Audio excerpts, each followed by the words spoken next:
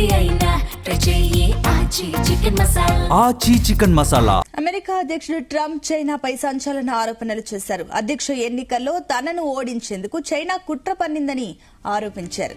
ఇక ఎన్నడూ లేని విధంగా డ్రాగన్ భారీ డేటా చౌర్యానికి పాల్పడిందని తెలిపారు.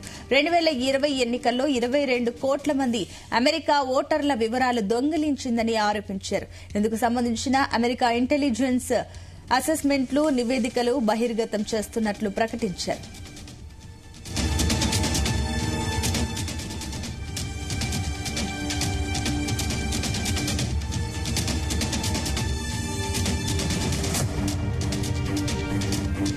అమెరికాలో డెమోక్రాట్లు ఎక్కువగా ఉన్న రాష్ట్రాల్లో విదేశీయులు అక్రమంగా రిజిస్టర్ అయ్యారని తెలిపారు. అమెరికా ఓటర్ల జాబితా విదేశీ ప్రభుత్వాల చేతుల్లో ఉందని ట్రంప్ మండిపడ్డారు. అమెరికాలో ఎన్నికల వ్యవస్థ చాలా బలహీనంగా ఉందని అర్థమవుతోందని తెలిపారు. చైనాతో పాటుగా రష్యా, ఇరాన్, ఉత్తర కొరియా వంటి దేశాలు అమెరికా ఎన్నికల్లో జోక్యానికి ప్రయత్నిస్తున్నాయి. ఓటింగ్లో అక్రమాలు జరగకుండా సంస్కరణలు అవసరమన్నారు.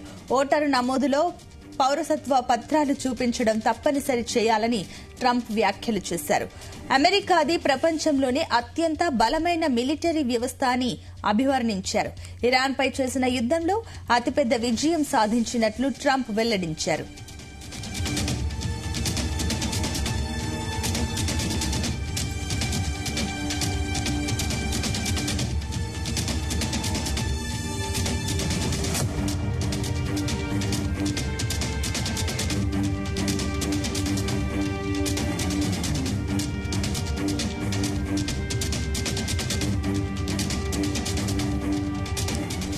ఇక అమెరికా ఎన్నికల్లో తాము ఎప్పుడూ జోక్యం చేసుకోలేదని చైనా స్పష్టం చేసింది. ఈ మేరకు చైనా దౌత్య కార్యాలయం ప్రకటన విడుదల చేసింది.